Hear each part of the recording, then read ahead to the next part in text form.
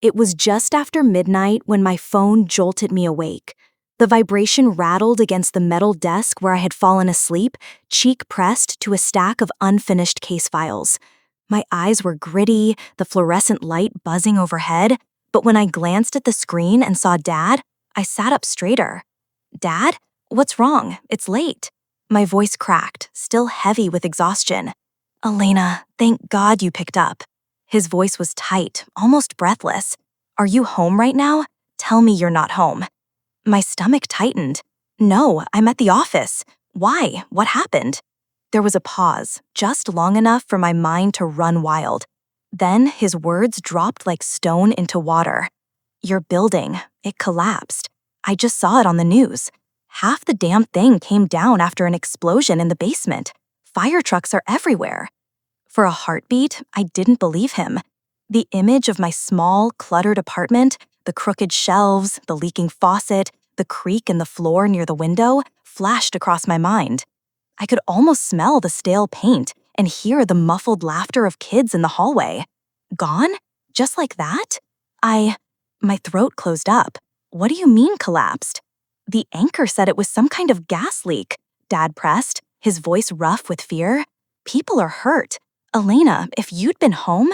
He trailed off, then snapped back sharply. "You're done with that city. Pack your things, come home, tonight." I let out a strangled laugh before I could stop myself. Not because it was funny. Nothing about this was funny, but because the absurdity was too much. If I hadn't worked late filing reports for a domestic violence case, I would have been inside. My bed was probably crushed under concrete right now. My clothes, my books, the chipped mug I used for coffee every morning, buried in rubble. And yet, some small, shameful part of me felt relief. My most important files, records of families fighting eviction, complaints tenants had begged me to file, were safe here in my office cabinet. The work I poured myself into hadn't burned or crumbled. "Elena, are you even listening?" Dad's voice snapped me back. "Yeah," I whispered, clutching the phone like it was an anchor. "I hear you." But instead of fear, what I felt was a cold, rising certainty. This wasn't just an accident. Our building had been neglected for months. Complaints ignored, wires exposed, strangers in suits poking around with clipboards. I had a pit in my stomach that told me someone wanted this to happen. Dad's breathing crackled through the line. "Please, don't argue this time. Pack up, leave that city, come home." My eyes drifted toward the window. Beyond the grimy glass, the Manhattan skyline glittered, alive and indifferent. Somewhere out there, where the streets met the river, my neighbors were standing in shock, watching their homes burn. "I can't," I murmured, almost to myself. "Not yet." Because even though I hadn't seen the wreckage with my own eyes, I already knew. Tonight wasn't just the end of my apartment. It was the beginning of something else. When I hung up with Dad, I didn't move right away. I just sat there at my desk, surrounded by piles of case files, staring at nothing. My building, my home, was gone. And though the shock still pressed against my ribs like a heavy stone, pieces of my past began to stir, unbidden, reminding me of how I'd gotten here in the first place. I was born in a small town in southern Texas, where life moved slowly and reputations stuck like glue. My father, Miguel, had worked 30 years in a textile factory before it shut down. He was the kind of man who measured security in savings accounts, paid off mortgages, and the steady rhythm of a time clock. To him, the world was dangerous and unpredictable, and the only way to survive was to cling tightly to stability. I didn't inherit that trait. Even as a teenager, I couldn't ignore the cracks in the system. Families in our neighborhood struggled with predatory landlords, and too many women whispered about bruises they couldn't hide.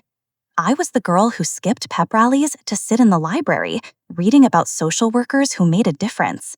When I told Dad I wanted to study social work, his disappointment was almost physical, like the air leaving the room. "Social workers don't get rich, mija," he said, rubbing his temple. "They don't even get safe. You'll spend your life swimming in other people's problems. Be a teacher, maybe, or study accounting. At least then you'll have something to show for your work." But I was stubborn, like him. I left for New York with 2 scholarships, a suitcase, and more conviction than common sense. The city didn't welcome me kindly. Rent was brutal, my first apartment had roaches, and my second had a landlord who forgot to fix the heat in the middle of January. I juggled 3 part-time jobs while finishing my degree, eating dollar pizza more nights than I care to count. By the time I moved into the old brick building on Westbrook Avenue, I thought I'd found something close to stability. It wasn't pretty, peeling paint, rattling pipes, but it was mine, and it was affordable enough to let me breathe, even if just barely. Dad hated it from the start. Every call ended the same way. Do you have renter's insurance yet? What about savings? Elena, you're one bad day away from disaster. And he wasn't entirely wrong. Over the last year, the building had started to show serious problems. First, the flickering lights, then the leaking ceiling on the 3rd floor, finally, the basement, where the smell of gas sometimes hung faintly in the air like a warning no one wanted to acknowledge. My neighbors complained. I complained. Maintenance scribbled notes but did nothing. Then came the inspectors. I still remember one evening, coming home, to see 2 men in expensive suits walking through the lobby, notepads in hand. They weren't city inspectors. I knew enough to tell the difference. They looked like businessmen pretending to care about safety. When I asked who they were, one of them gave me a polite smile, so thin it was almost a sneer. "Just an inspection," he said, and that was it. That night, I vented to Grace, my neighbor and best friend in the building. She shrugged, tired from her hospital shift, but even she admitted it was strange. "I've heard rumors," she said, sipping her tea. "Skyline Development's been buying up buildings around here. People move out, and within months, luxury condos go up. Maybe they're looking at ours next." I'd laughed it off at the time. Our building was too broken down, too full of families who'd lived there for decades. It didn't make sense to imagine anyone wanting it. But now, with half of it reduced to rubble, Grace's words echoed in my skull like prophecy. And deep down, I knew this wasn't just some tragic accident. Before the collapse, before the smoke and sirens, our building had its own heartbeat. It wasn't just brick and mortar, it was a patchwork of lives stitched together by narrow hallways and thin walls. Grace lived 1 floor above me, a nurse who worked overnight shifts. She was the kind of neighbor who knocked on your door with soup when you caught the flu, even if she hadn't slept in 24 hours. Her apartment smelled faintly of lavender and antiseptic, and she always kept a kettle on the stove. Sometimes I'd come by after work, exhausted, and she'd pour tea without asking a single question, just letting me breathe. Then there was Mr. O'Malley, our landlord, a wiry man in his 70s with sharp blue eyes that never seemed to miss anything. He'd fought in Vietnam, though he rarely talked about it, except when the whiskey loosened his tongue. His building was his pride, or so it seemed. He patched pipes himself, painted over the graffiti when kids tagged the lobby walls. But lately, something had changed. He looked distracted, hollow-eyed. When tenants cornered him about the leaks or the lights, he waved them off with vague promises. Still, we trusted him. He wasn't like the faceless property companies swallowing up the neighborhood. He lived among us, shared stories, handed out candy to the kids at Halloween. That made his silence in the weeks before the collapse all the more unsettling.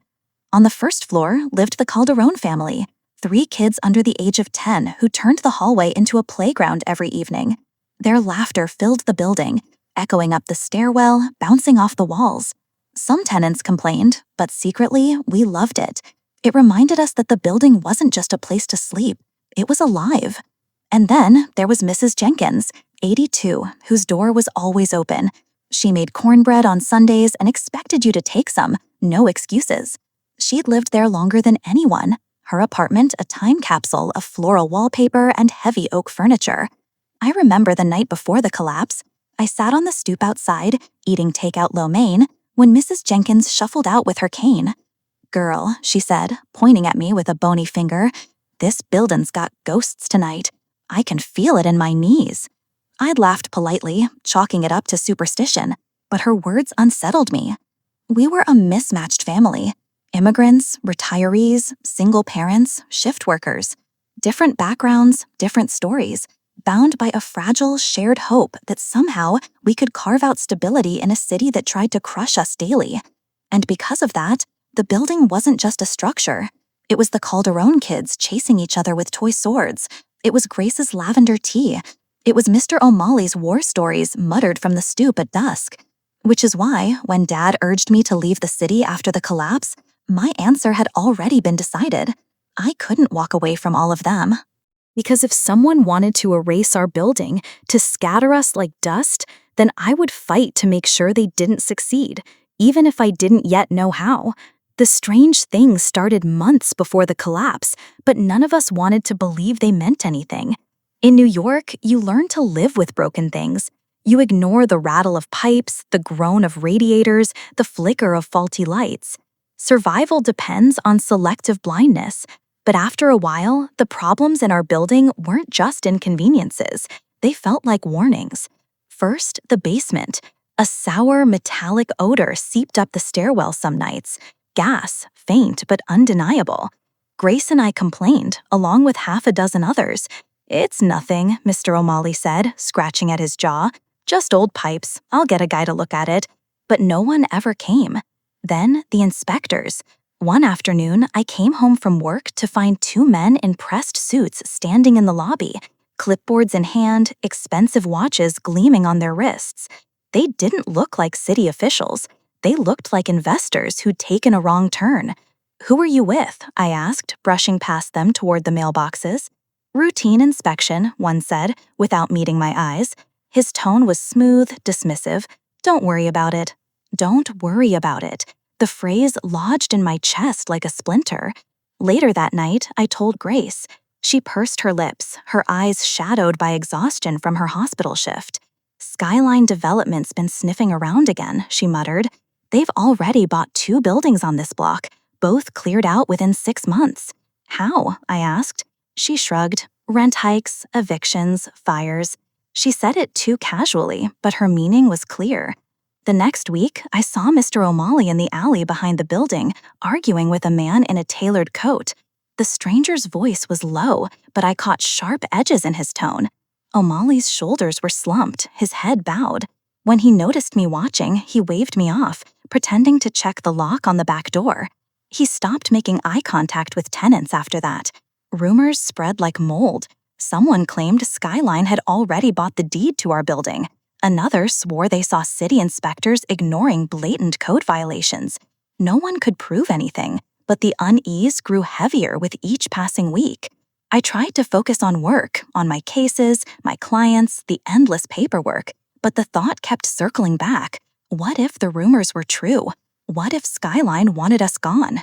One evening, Grace cornered me in the stairwell, her scrubs wrinkled, hair falling from her bun. "I don't like this," she said, gripping the railing as if steadying herself. "It's too many coincidences. If something happens, promise me you won't be in the building." Her words unsettled me. Grace wasn't one for superstition or melodrama. If she said something felt wrong, it meant she'd already weighed the evidence in her pragmatic nurse's mind.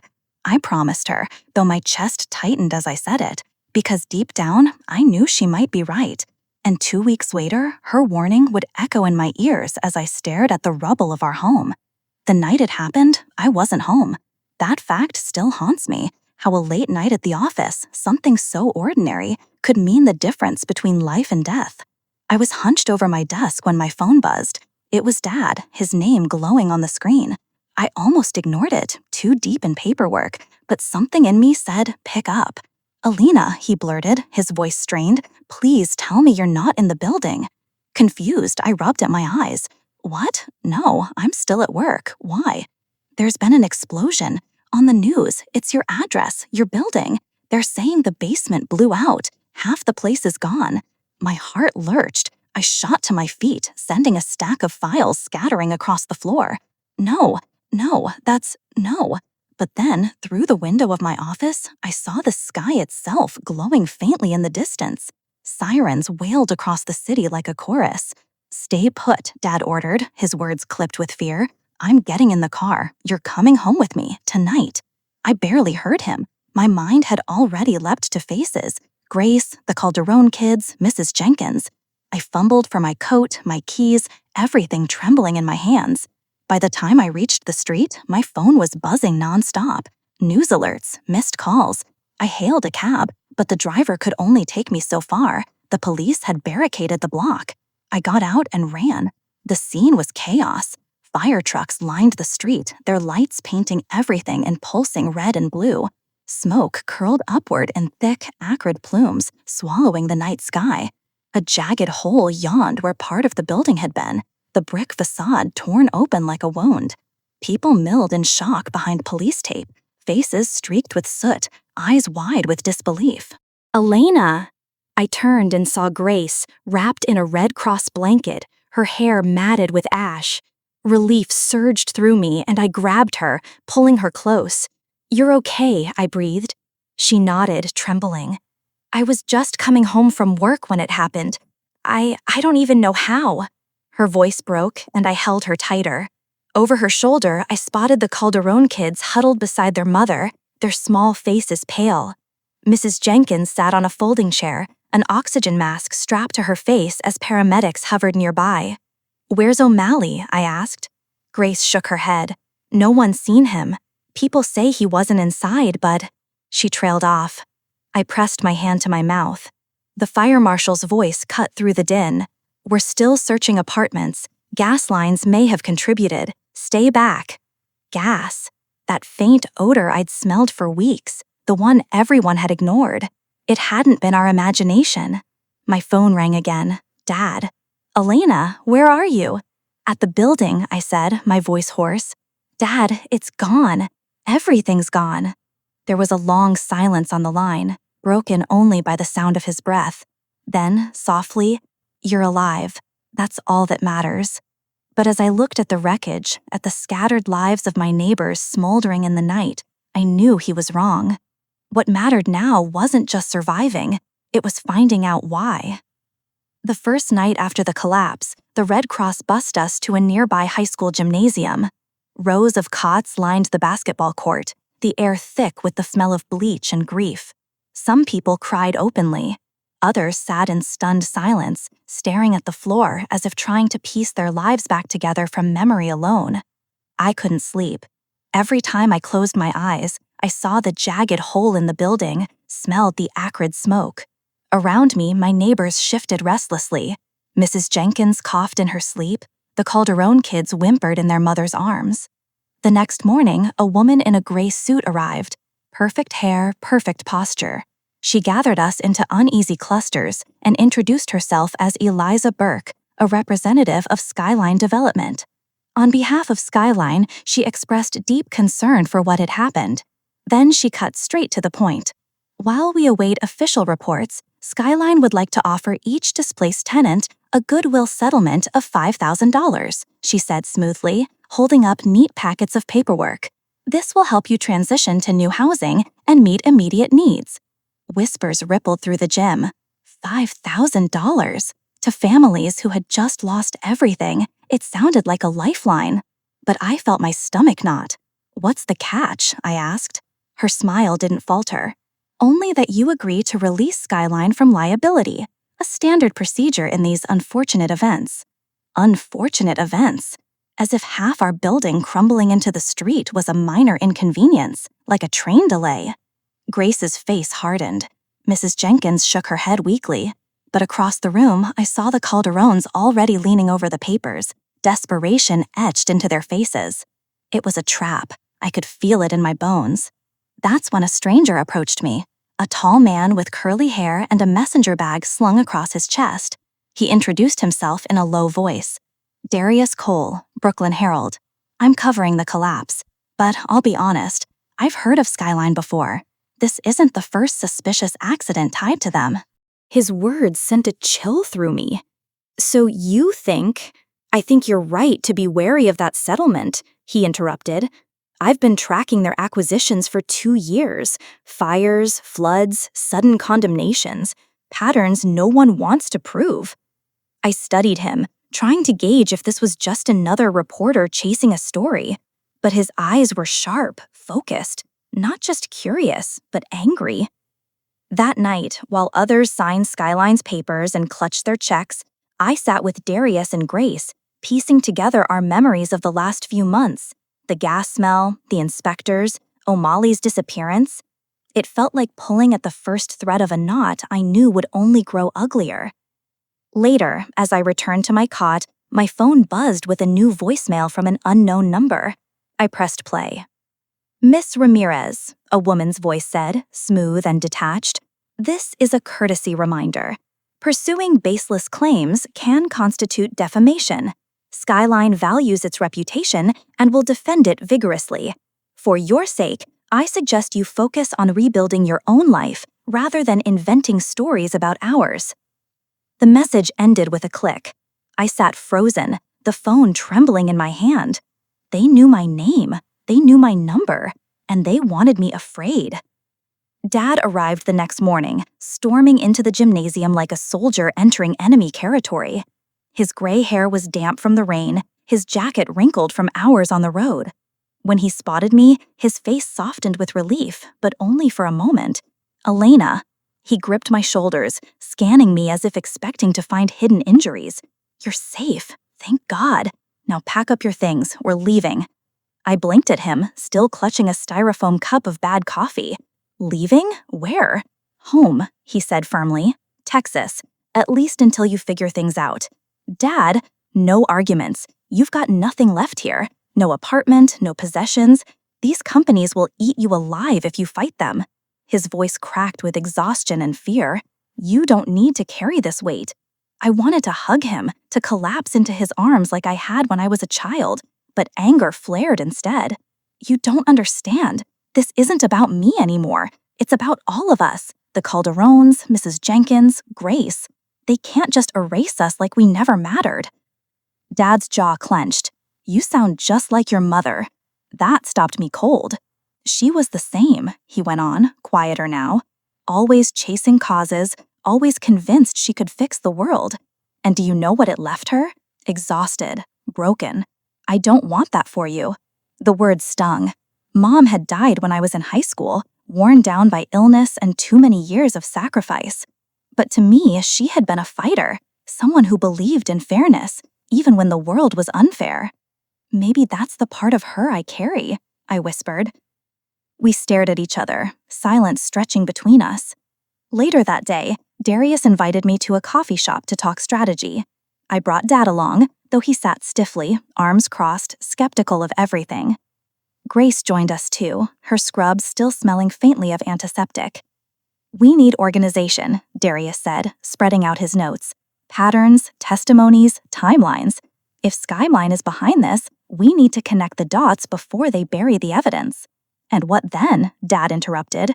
"You think a few angry tenants can beat a corporation with lawyers and lobbyists?" "Maybe not in court, not right away," Darius admitted. "But in the press? In the streets? If enough people see the truth, Skyline won't be able to hide." I looked at the faces around the table. Grace, exhausted but resolute. Darius, burning with quiet determination. Dad, torn between fear and the old fire I knew still lived in him. "I can help organize," I said. "It's what I do. I know how to gather stories, how to amplify voices. My clients trust me because I listen. I can do the same for the tenants." Dad rubbed his temple, muttering under his breath. But when he finally looked at me, his eyes softened. "You're not going to let this go, are you?" "No," I said simply. That night, lying on a borrowed cot, I scrolled through my phone. My casework, every interview, every note, every photo, was intact, safe in my office files. And suddenly, I saw the connection. My work wasn't separate from this fight. It was training for it. I had spent years advocating for strangers. Now it was time to advocate for my own community. For the first time since the collapse, I felt a flicker of purpose stronger than fear. The first real crack in Skyline's polished armor came from an unlikely source. Darius called me one afternoon, excitement charging his voice. "We've got a whistleblower. Former administrative assistant at Skyline, name's Ruth Delgado. She's willing to talk, but only off the record at first." We met her in a quiet diner on Flatbush, the kind of place where the coffee tastes burnt and the vinyl booths sagged with age. Ruth was younger than I expected, late 20s maybe, but her hands trembled as she stirred sugar into her mug. "They never wrote anything outright," she whispered, eyes darting toward the door. But everyone knew what accelerated clearouts meant: unsafe repairs, ignored complaints, and sometimes accidents. Like gas leaks, I said softly. She nodded. Exactly. They made it sound like coincidence, like bad luck. But I've seen the emails. They celebrated vacancies. The faster the better. Bonuses depended on it. Darius's pen flew across his notebook. My pulse hammered in my ears. Proof. Maybe not a smoking gun, but enough to push the story beyond rumor. That night, Grace and I organized a tenants meeting in the basement of a nearby church. The air was thick with anger, grief, and the faint mustiness of hymnals. Some neighbors were ready to give up, beaten down by the chaos of losing their homes. Others burned with fury. "We can't fight their lawyers," Mrs. Jenkins said weakly, her cane resting beside her chair. "No," I admitted, "but we can fight with our stories. If we stay quiet, Skyline wins. If we speak, if we show the world what happened to us, they'll have to answer." Walter Calderon, clutching his youngest child on his lap, frowned. "And if they come after us, what then?" I hesitated, but before I could answer, my father spoke up from the back of the room. His voice was steady, practical, the way it always was when he balanced a checkbook or fixed a leaking sink. "Then they come after me first. Not my daughter, not any of you, me." The room fell silent. I stared at him, stunned. For the first time, he wasn't telling me to run. He was standing beside me. The idea for the rally came later that week. Grace suggested it while we sifted through debris at the wreckage site. "People need to see this," she said, brushing soot from a warped photo frame. "Not just numbers in an article. They need to see what was taken." We gathered charred bricks, twisted pipes, personal belongings too broken to save. I borrowed space from an art collective and built a kind of memorial, part exhibition, part protest. We called it Accelerated Vacancy. On the day of the rally, rain threatened but never fell. A crowd gathered in the warehouse, journalists, housing advocates, even city council members. My father stood beside me, his hand steady on my shoulder as I spoke into the microphone. "This isn't just about one building," I said, my voice echoing off the walls. "It's about every community Skyline has erased, every family displaced, every home stolen under the guise of progress. They call it development. We call it what it is: destruction." Applause thundered. Cameras flashed. For the first time since the collapse, hope glimmered in the air. But Skyline wasn't about to let us celebrate in peace. When I returned to my borrowed apartment that night, the door was ajar. Inside, drawers were pulled open, clothes scattered across the floor. Nothing valuable was missing, but on my kitchen counter sat one of the salvaged bricks from the installation, blackened and cracked. Balanced on top was a single business card: Skyline Development. My stomach dropped. It wasn't theft. It was a message. And it was clear: the war had officially begun. The break-in rattled me, but it also hardened my resolve. For years, I'd counseled survivors of abuse, teaching them that silence only gave power to the abuser. I realized Skyline worked the same way. They thrived on intimidation, on fear. If we gave in now, everything we'd built would crumble like our home. Darius's expose hit the papers a week later, front page: Skyline's pattern of disaster.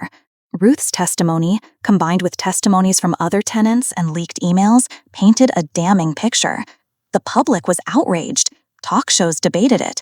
Protesters gathered outside Skyline's gleaming headquarters, waving signs that read, "Homes, not profits," and "We are not collateral damage." Pressure mounted on City Hall.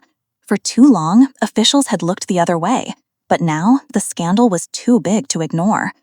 The district attorney's office announced a formal investigation into Skyline Development. Within days, subpoenas were issued. By the end of the month, 2 executives were indicted on charges of fraud and negligence. For the first time since the collapse, I felt the tide turning. At a press conference, a city official confirmed what we'd suspected: Skyline had filed demolition permits for our building weeks before the explosion. The collapse wasn't fate, it was calculation. When the news broke, I cried, not just from relief, but from rage at how close they'd come to erasing us without consequence. Compensation followed. Each displaced tenant received a substantial payout, enough to cover relocation and more.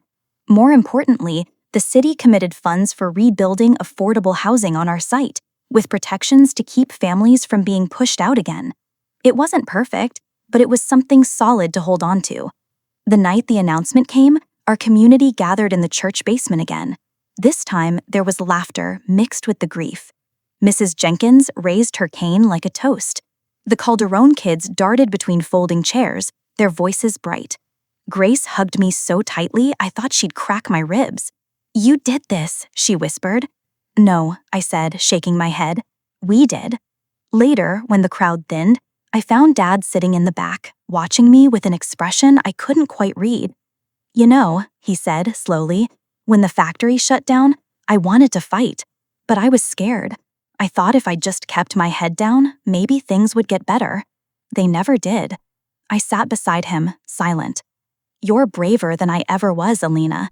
His voice was rough, heavy with years of swallowed pride. "And I'm proud of you, even if I don't always say it the right way." Tears pricked my eyes. For so long, I'd wanted his approval, not for the career he imagined for me, but for the one I chose for myself. Hearing it now felt like finally stepping into sunlight after years in the dark. "Thanks, Dad," I whispered. He put his arm around me, pulling me close. And for the first time since the collapse, I felt steady, not just surviving, but standing. In the weeks that followed, life didn't return to normal, because there was no normal left. My apartment was gone, my belongings scattered into dust and rubble, but something else had risen in its place. A sense of purpose that felt stronger than anything I'd carried before. Every morning, I walked past the fenced-off crater where the building once stood. For a long time, I could barely look at it, but gradually, the site became less about loss and more about memory. I could still hear the Calderon kids laughing in the stairwell, smell Mrs. Jenkins's cornbread wafting down the hall, hear Grace's kettle whistling upstairs. Those memories weren't buried with the bricks. They lived on in us. People often asked me what it felt like to lose everything. I never knew how to answer. Because I hadn't just lost, I'd also gained. I gained the strength to stand up, even when corporations and city officials wanted me silent. I gained allies like Darius, who reminded me that truth was a weapon if wielded carefully. I gained a deeper bond with Grace, whose resilience pushed me forward when I wanted to stop. And I gained a new understanding of my father, Miguel, the man who'd spent his life guarding against risk, yet chose to stand beside me when it mattered most. Sometimes at night, I still hear his words echo in my mind. "You're braver than I ever was." I don't know if that's true. I think bravery takes different shapes. His was the kind that held a family together through hardship. Mine was learning to fight not just for myself, but for all of us. The city still gleamed, indifferent as ever. Developers still schemed, lawsuits still piled up, and politicians still made promises I didn't trust. But I wasn't powerless anymore. None of us were. We were survivors, but more importantly, we were witnesses. Witnesses who refused to be erased. Looking back, I realized the collapse was both an ending and a beginning. It destroyed the place I called home, but it gave me a voice I hadn't known how to use before. And maybe that's the lesson buried in the rubble, that even in destruction, something new can be built. Not just buildings, but courage, community, and the kind of justice that outlives fire and smoke.